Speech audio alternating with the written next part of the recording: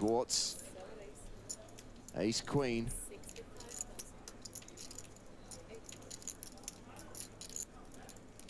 I just want you to know that I know that World Cup is 2 words, capital W, capital C. I want you to be proud of me, James. My American ignorance with soccer. Do you hate that I'm calling it soccer too? No, you clearly know very little about my disdain for that sport. Can you go like this? Sure. How many whites are there? 4. The other football. Depending on who you ask. Rock side to side.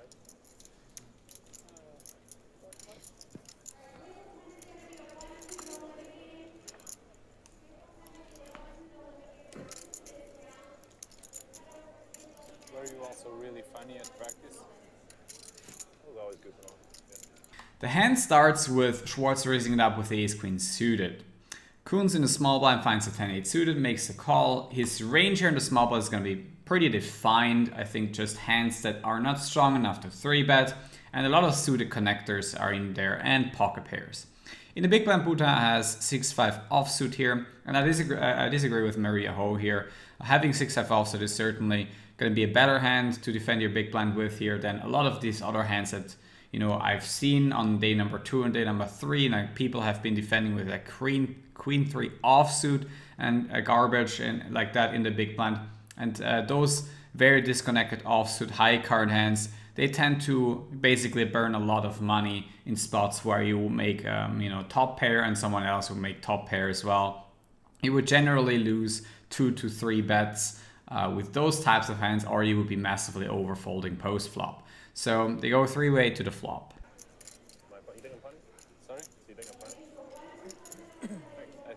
I'm all for defending the big blind a bit wider, but I do think 6-5 offsuit against an early position open is just a tad wide.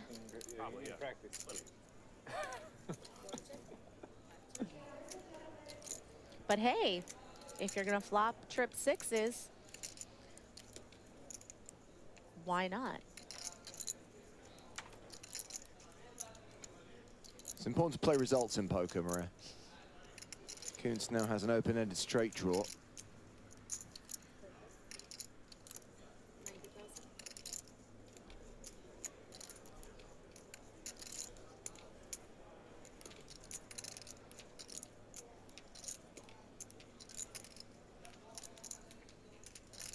He has led, adding 90k into 225. The flop gets checked around as pre-flop raiser who it was checked to didn't have anything and didn't want to c-bet here on Jack 6-6.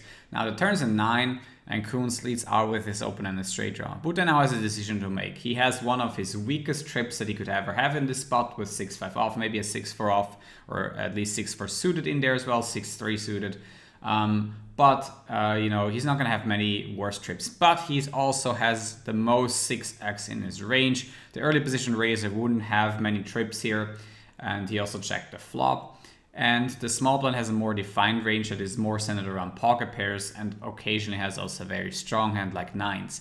So with these trips here, he decides to make a raise after facing the half pot size bet here and puts in a raise to 255k. Okay.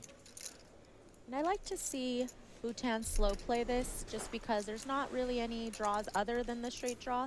A lot of times your opponent's going to have a jack. And I think if you raise here, you might lose Koonce just because if he's leading there with top pair, it just looks like you have a 6 so often here. And you also defended from the big blind, so you literally could have almost all the 6s. That's just a ton of combinations. But with a hand like an open-ended straight draw, depending on the price, I think we might see Koonce continue.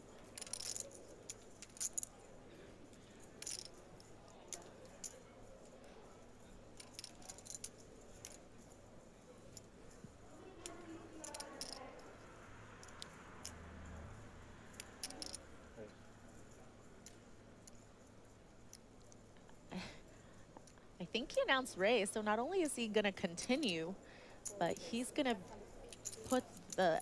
Now gets back to Koonce, who is facing this raise, and he's really has to put Boutin on a 6x heavy range, being the raise here. Well, he's in the big blind, and he could have literally any 6 that I just mentioned.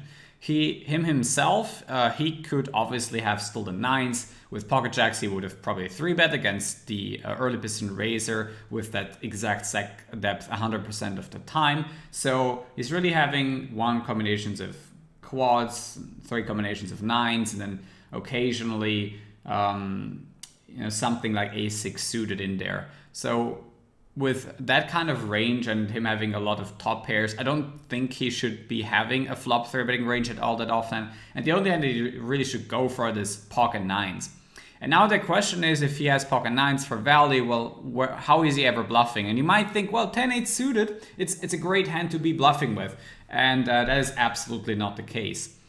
Let's say Boutin has also a bluff raising range on the flop. Like what hands could he have here? He could have something exactly with an 8. He could have 8-7 suited or 8-7 offsuit or whatever, 10-8 suited, queen 10 suited, queen 10 offsuit. Because he's in the big blind, he's going to have all the offsuit combinations as well. And having a 10 and an 8 basically bluffs the entire semi-bluffing range of the big blind. And you're not blocking any of the 6x that you want to block. So you're basically trying to flop 3-bet against a range that has an insane amount of trips in there. So it's not going to be really that successful. If you want to pick a bluff, you definitely do want to have a hand like 9-8 suited or 10-9 suited that you flatted in the small blind with, because you would exactly also block pocket 9s at the same time, which is really important. You definitely want to block the top of your opponent's range, while though these hands obviously block half as many straight draws as a 10-8 suited does, right? The 9-8 suited and the 10-9 suited blocks half as many of these straight draws because it also has only 1 10 or 1 8. So that hand will make a lot more sense. Also, a 9 probably facing this raise needs some protection if your opponent has a straight draw, and then it at the same time blocks that crucial 9, which would be blocking the top of your opponent's range. So if you want to put in a bluff or a 3-bet range here, then use a 10-9, 9-8 suited. Aggression back on Boutin.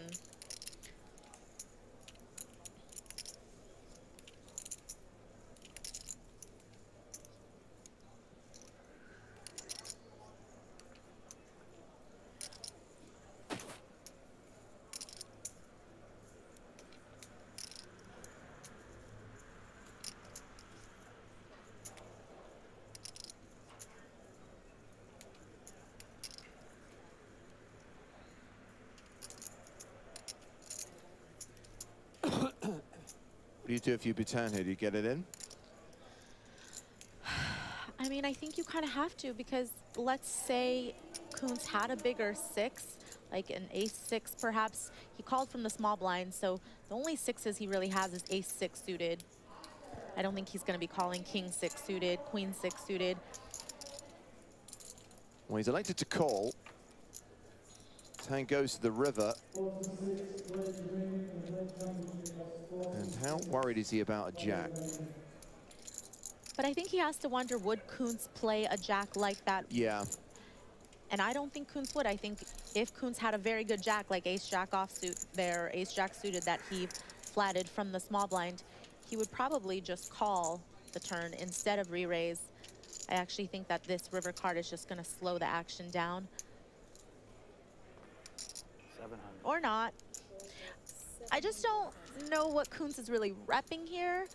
After Boutin didn't obviously go anywhere with the 6x on the turn having trips, we end up on the river, which is the jack of diamonds. Now, Koonce, after 27 seconds, which is 3 seconds after his time bank that he has, or his time with the shot clock, he fires 700k, which is a little bit more than half pot. And I don't think there's any way to sugarcoat this, but he probably doesn't have any idea why he's doing this on the river, other than he has to bluff with 10 high.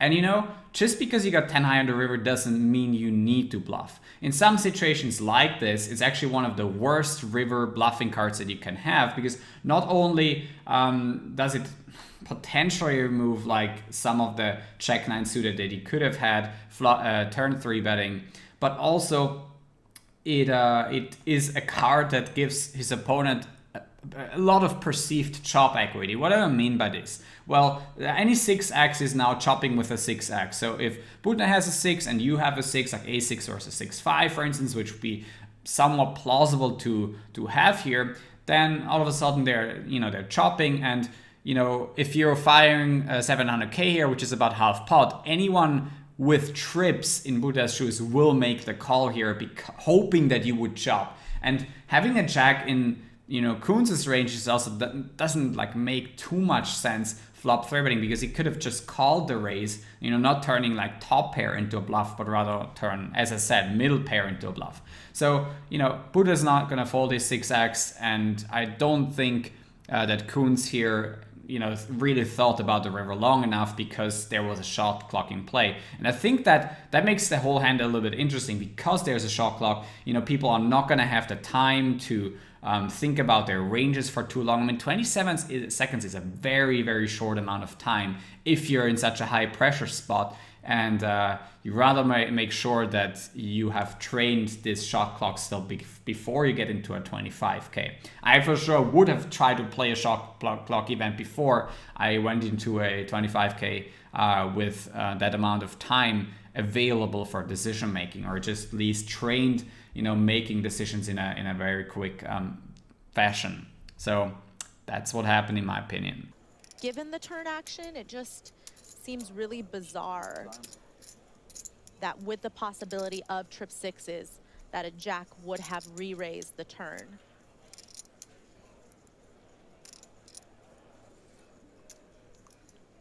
And I think jacks would have also 3-bet pre. So the only other boat is really 9s full. But does 9s full re-raise on the turn? There's the call. On any other river, I think that the play would have actually worked by Koonce here. Boutin had the worst trips or one of the worst trip hands he could have had. So in that case, he would have seen himself being beaten by all the other trips and might have talked himself into a fold here, because in the end, it's still hard to put someone on the bluff in that exact spot, even though Koonce, I think, has been making quite some plays before that. But I think like in this one, it was rather a big misstep with the river being a jack. Now that's all there is, in my opinion, to this hand. Let me know in the comment section below what you thought about it. Don't forget to hit the subscribe button and the notification bell if you want to get some updates on the PSPC here. Thanks for watching.